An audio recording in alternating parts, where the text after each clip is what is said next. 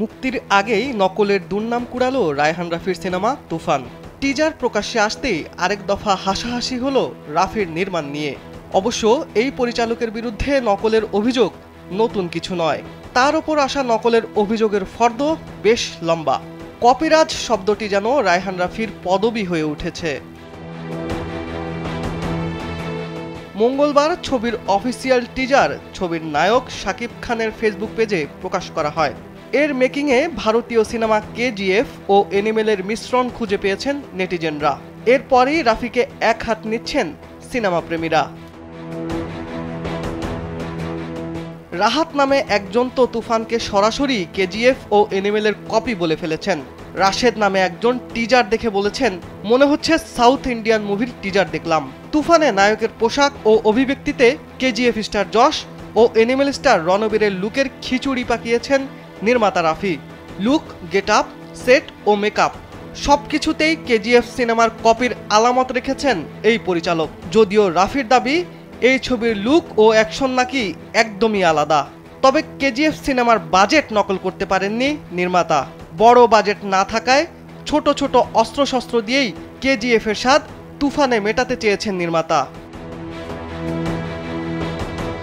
কপির অপবাদে অবশ্য নির্মাতা রাফির কিছু আসে যায় না। এর আগেও এসব অপবাদ টলাতে পারেনি এই কপিরাজ পরিচালককে। টিজার মুক্তির পর রাফি জানান, তুফান তার লাইফের একটা ড্রিম প্রজেক্ট। দেশের একজন নির্মাতার স্বপ্ন বিদেশি ফিল্ম ইন্ডাস্ট্রি থেকে আমদানি হতে দেখে হেসেছেন নেটিজেনদের অনেকে। এর আগে ওয়েব ফিল্ম নিঃশ্বাসের টাইটেল ট্র্যাকের মিউজিক চুরির অভিযোগ উঠেছিল রাফির বিরুদ্ধে। অবশ্য তিনি সেটিকে নকল বলতে নারাজ। অভিযোগ সামাল দিতে অভিধান ঘেটে অনুপ্রাণিত শব্দটি এনে সে যাত্রায় পিঠ বাঁচিয়েছিলেন তিনি।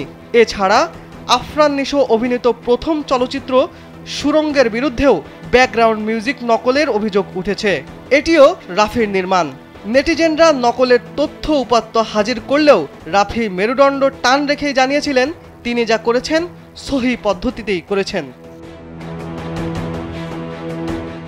রাফি যে শুধু মিউজিক থেকেই অনুপ্রাণিত হন তা কিন্তু নয়, অন্যের পোস্টারও তাকে অনুপ্রাণিত করে। এর আগে তার নির্মিত ওয়েব ফিল্ম ফ্রাইডের পোস্টারটিও নকল বলে চিহ্নিত করেছিল নেট নাগরিকরা। সেটি নাকি ছিল সাউথ কোরিয়ান সিনেমা প্যারাসাইটের নকল। এবার তুফান সিনেমার টিজার বেরোতেই উঠল নকলের অভিযোগ। তবে সাকিবিয়ানরা তাদের পছন্দের নায়ককে এমন লুকে দেখে বেজায় আনন্দিত। ফলে সোশ্যাল মাধ্যমে দুর্নামের ঝড়টা বয়ে যাচ্ছে কেবল রাফির ওপর দিয়েই। আসছে ঈদুল আজহায় মুক্তি পাবে তুফান। এ সিনেমায় আরও থাকবেন চঞ্চল চৌধুরী, মিমি চক্রবর্তী, নাবিলা সহ অনেকে। শিবলি আহমেদ, কালবেলা।